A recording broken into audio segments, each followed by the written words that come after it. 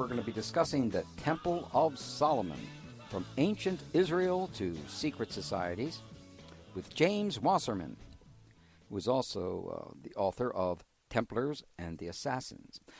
The spiritual heart of many esoteric societies, the Temple of Solomon was located atop the Temple Mount in Jerusalem, a site venerated by three great monotheistic religions as the intersection of divine and human. Built by King Solomon at the peak of ancient Israel's power, the Temple of Solomon housed the golden Ark of the Covenant in its Holy of Holies, a sacred chamber where one could communicate directly with God.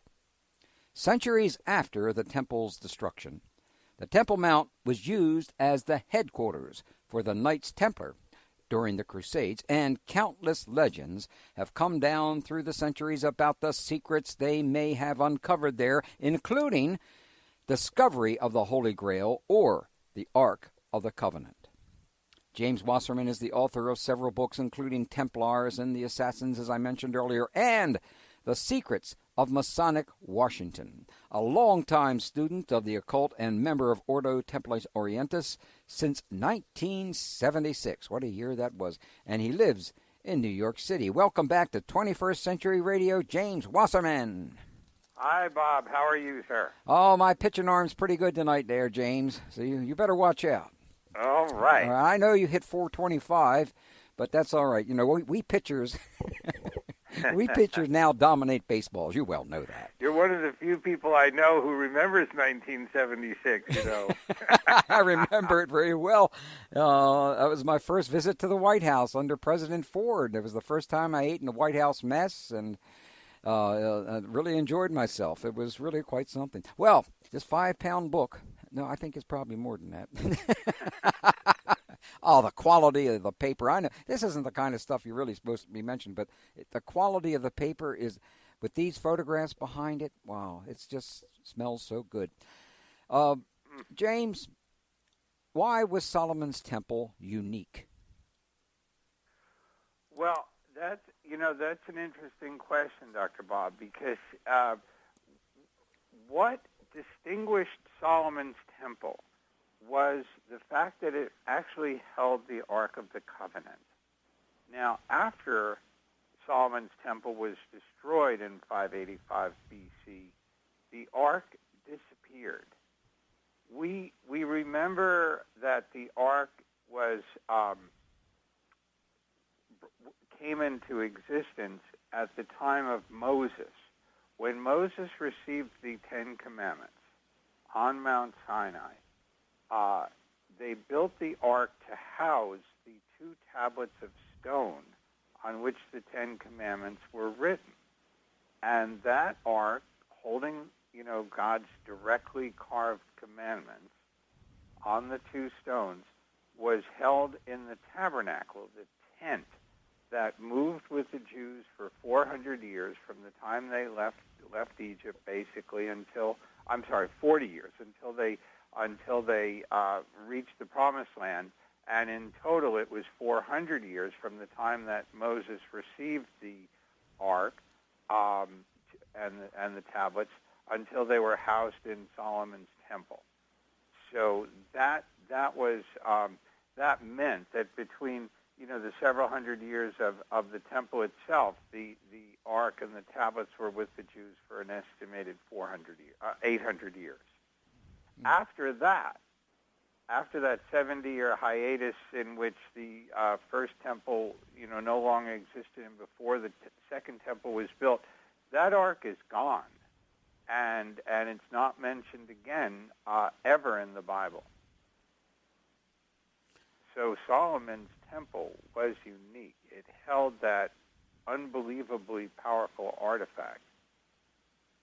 Of course, I think when most people think of the Ark of the Covenant, all moviegoers think about Indiana Jones. Yeah. Uh-huh. And what did you think of that film in comparison to what reality?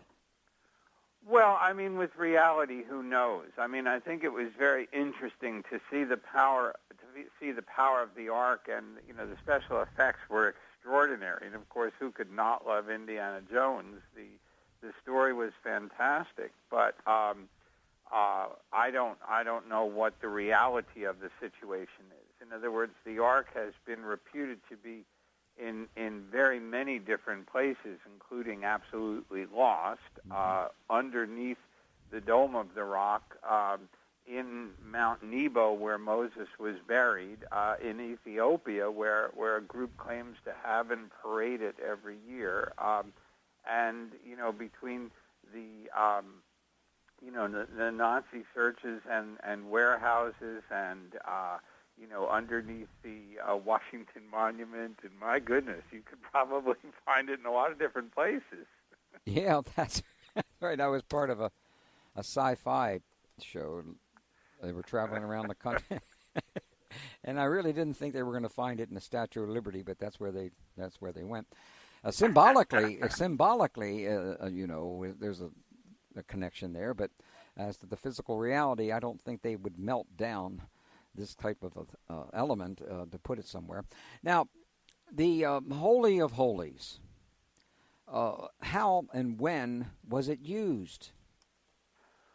Well, again, that requires a little bit of explanation. In the beginning, Moses, when the Ark was in the tabernacle, they had a special place for it, behind a curtain. And Moses was going in and out of that very comfortably and very regularly. He's the only one who did, however, because all of the Jews since Moses, from the time of the Exodus until the destruction of the first temple, were only able to enter the Holy of Holies once a year on the day of Yom Kippur, the Day of Atonement, the day in which they would offer the lamb to atone for the sins of the community for that entire year. And only the high priest himself was able to go into that sacred area. So it was a very exclusive and sacred precinct.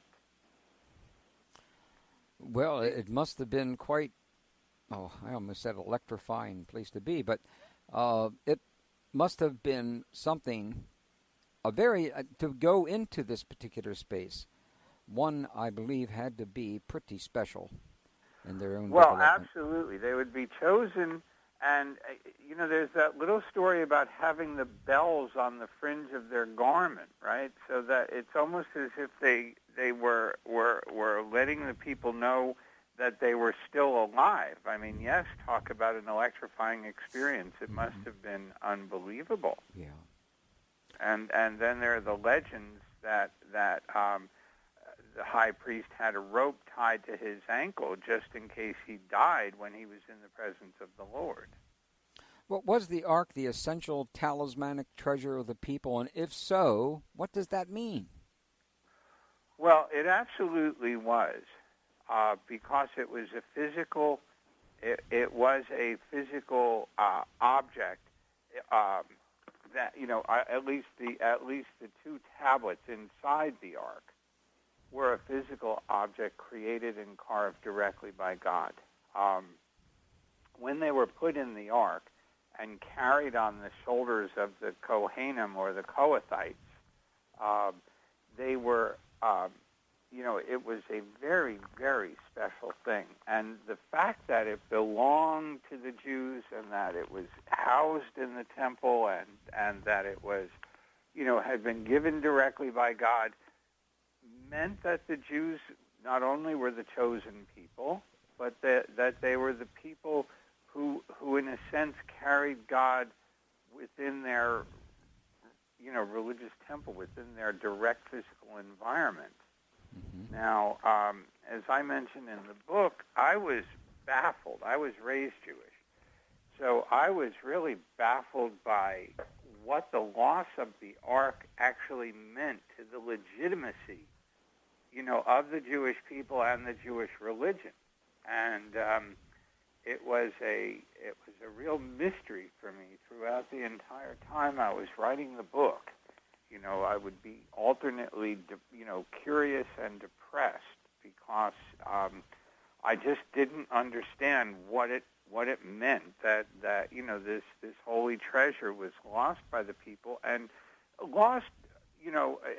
The loss of the ark is attributed to the sins of the people without any question. At least in the metaphysical language of the Bible, there's just no question. That's what happened. They disobeyed the Lord, and the ark was taken from them, and the temple was destroyed, and they had been warned repeatedly over the 400 years of the temple's existence that was exactly what was going to happen unless they achieved that state of oneness with God, which was their burden, their responsibility, as well as their privilege.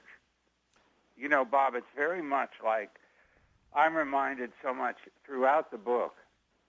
I was reminded so much of the similarity between America and between the the people of the Bible, the Jews, because it seems to me you and I have both spent a great portion of our lives studying the unique nature of the American people and the unique responsibilities that are given to this nation.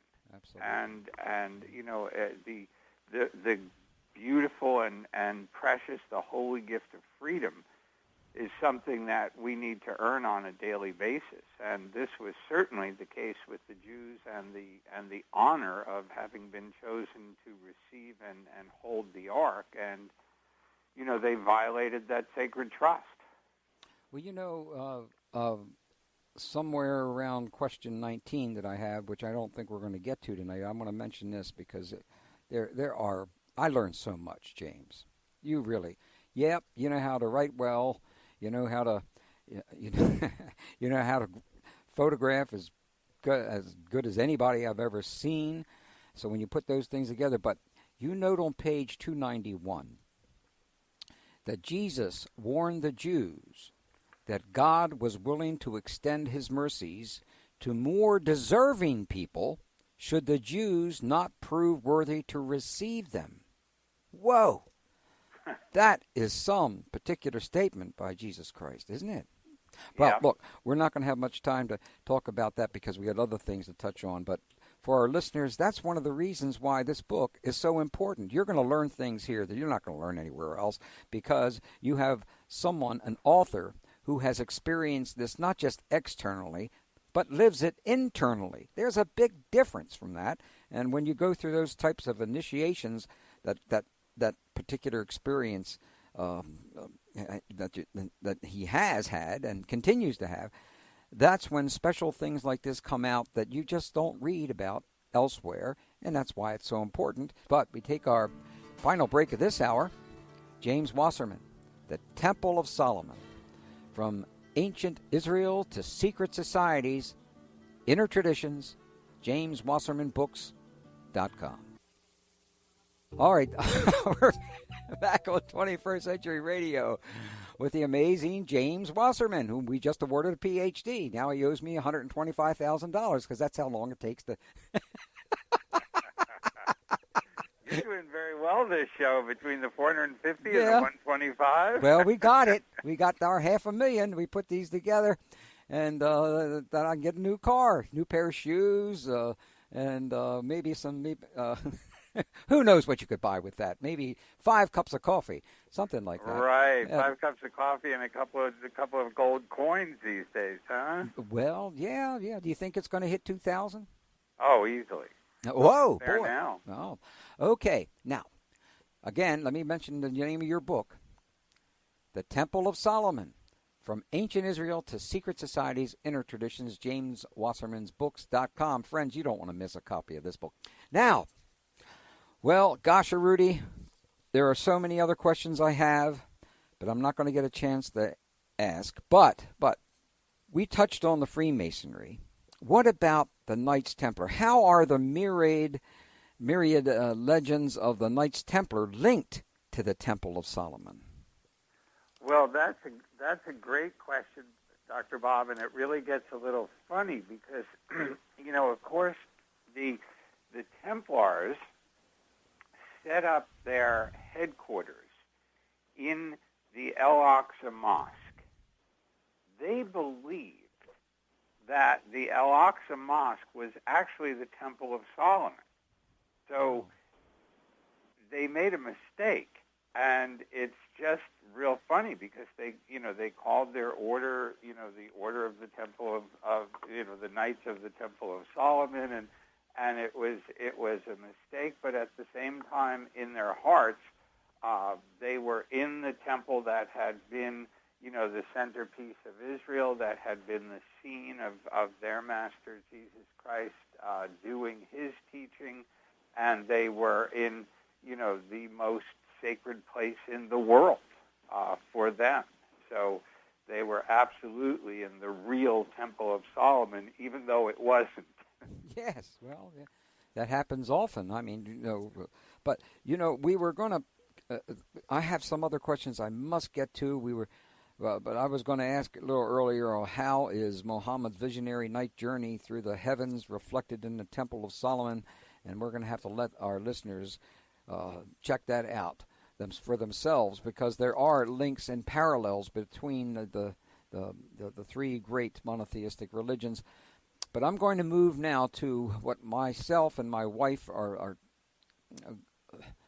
very, very deeply involved in. That is the matriarchs in the Bible. Who are the matriarchs in the Bible, and why are they seldom discussed or honored?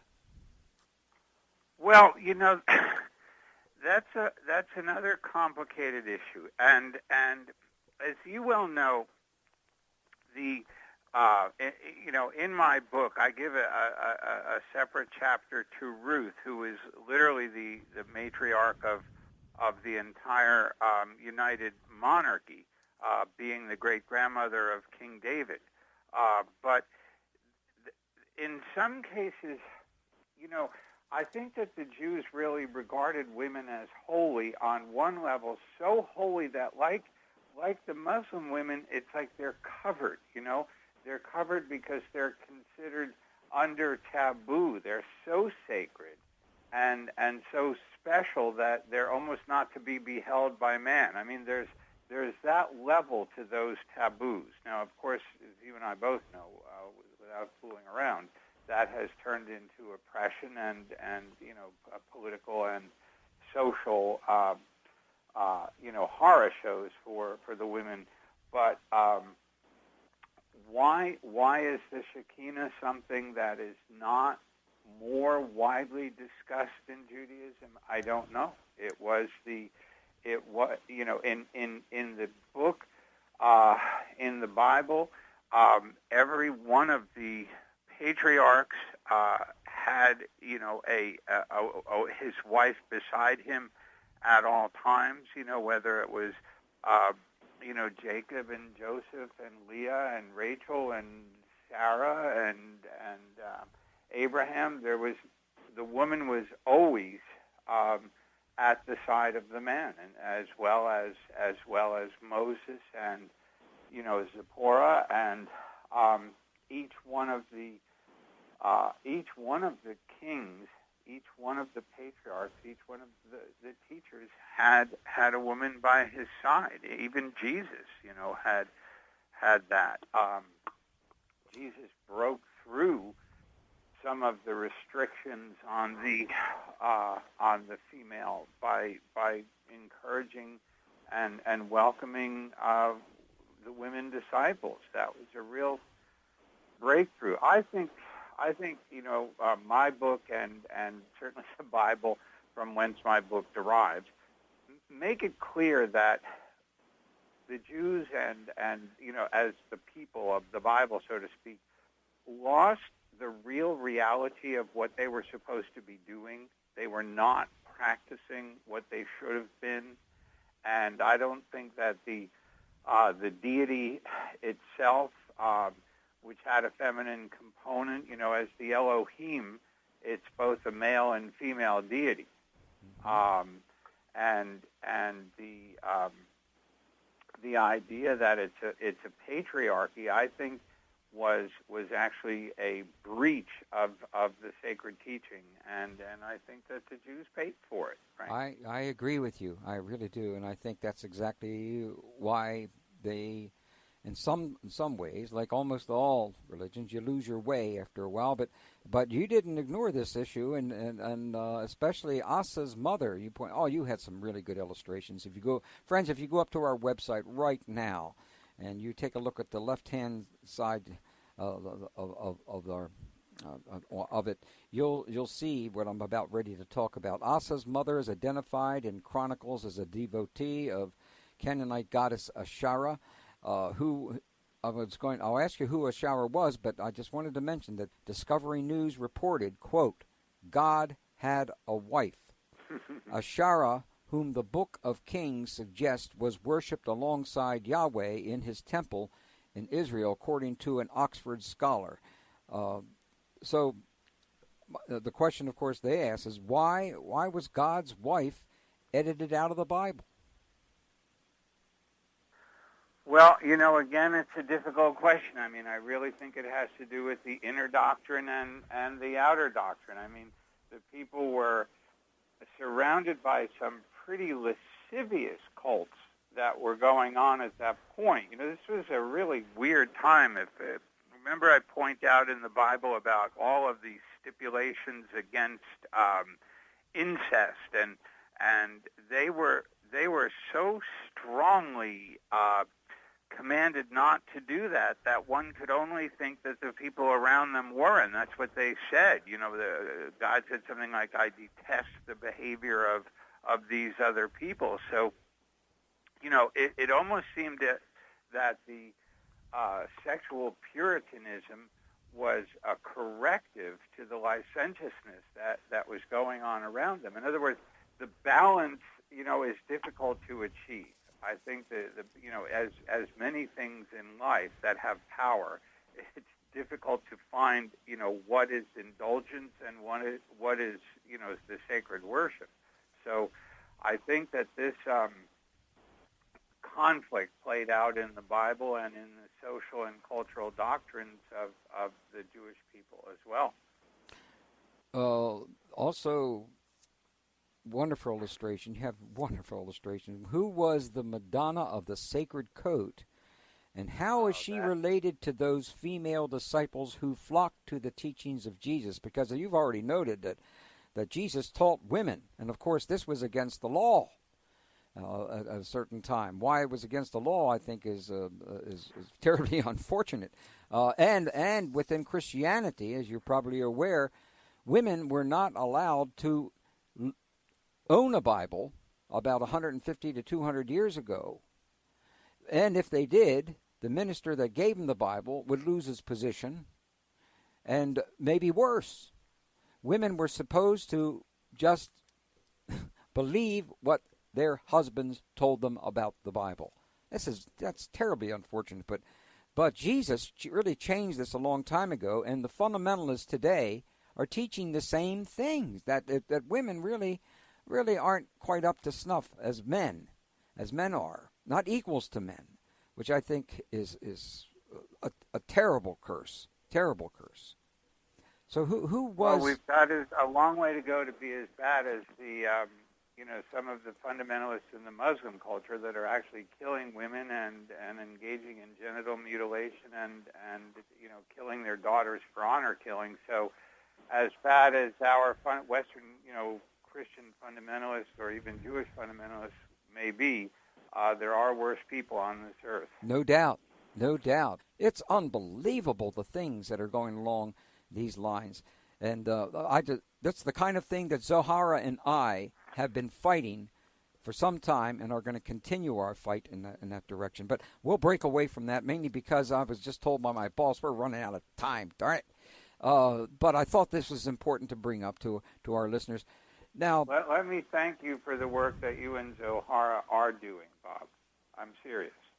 That's part of it. But let's go to why. No, I'll skip all that one. There's so many I want to skip here. Why was it so controversial in the Jewish culture for Jesus to have a number of female disciples, which was one of the more significant aspects of his Reformation? Well, again, it was looked on as the opportunity for him to, have a sexual nature. And, if the woman was supposed to stay in the home, and if the woman was supposed to be totally dominated by her man, and if the woman was not supposed to have an independent desire to learn or to study, then why would she need a teacher? And Jesus, like us, recognized that women were indeed full incarnate souls and needed a teacher as much as a man did. And because he was, willing to surround himself with male and female disciples, he was regarded with great suspicion. Now, that particular image, the Madonna of the Sacred Coat, I have referred to her. I've owned her for about 40 years, and I love her. And I always think of her as the Madonna of the Sacred Goat, because if you look at her, she's the model, I think, had a particular little smile in her eye, Bob, and I don't think she was totally innocent. I think that there was something about her that I find most appealing, and within that sense of holiness, she has a certain a real sensuousness that I think comes through in that particular painting, and I just love it. Well, I have time for one more question. We've got about 5 minutes, but this is an important question. How is the Temple of Solomon the spiritual heart of the Bible, and is also the unambiguous spiritual heart of Freemasonry and the touchstone of all progress through the first 3 degrees of entered apprentice, fellow craftsman, and master mason? Yes, this is a very long question, but yours is the only book that I'm aware of that has the kind of answers that I think our listeners should hear. So please extrapolate on the Temple of Solomon as the spiritual heart of the Bible, its unambiguous spiritual heart of Freemasonry, and touchstone of all progress through the first 3 degrees of entered apprentice, fellow craftsman, and master mason. For $4 billion, can you answer that question? Well, as we discussed, the Bible begins with the story of Genesis and begins with man and God walking in the Bible, walking together in the Garden of Eden. Man sinned, the serpent came along, and boom, the next thing you know it, we're out of our divine communion, and the rest of the Bible is a journey seeking that oneness once again with the Lord. And we had it for a moment with the tabernacle, when God was in the Holy of Holies of the tabernacle, and we had it again in the Temple of Solomon when there was a fully recognized structural 3-dimensional palace in which the Lord dwelt with his people. After that, the Bible becomes a mourning and a seeking for that unity once again. And as far as Masonry is concerned, the Mason is proceeding in his initiations throughout the temple. He takes the first degree in the outer court, and the second degree is given further within the temple, and the third degree itself is given in the Holy of Holies. So his spiritual progress is identified with increasingly with the interior of the Temple of Solomon, moving closer and closer to the sacred heart of the mysteries, the Temple of Solomon, the Holy of Holies within the Temple of Solomon, the incarnation of God on earth. So it would seem like a total contradiction that Freemasonry and the first 3 degrees is satanic. A total contradiction. It's like newspeak, like in 1984. So you and I have been in the same battles against those individuals who have twisted this sacred information into a kind of belligerence that is beyond the pale. I look at the tradition of Freemasonry as one of, looking out for your brother, looking out for your sister, truth, and helping others. That's the key to Freemasonry that I've always seen it. What could you say about that? Well, absolutely. It's the liberation of the human spirit, and that's exactly why it was so important in the founding of our countries. As both of our books, go into quite some detail about. In other words, this is it. We are free of superstition, free of tyranny, free of all of the bondage of the lower self. Freemasonry is an attempt at liberty. Yes, indeed, it is. Well, what an extraordinary journey you have had over the past 5+ years, and look at your product. Look what has come out of it. Look what you've birthed, James. This is a piece of work that is going to go on in importance for the rest of your life. This wasn't a book that you knock out. You know how I've watched so many authors write 1 to 2 books a year. How in the world can they do that? Well, I know how they do it. I'm sure you do too. Their works are more or less compendiums of 200 people that come and give them information. That's one way of doing it.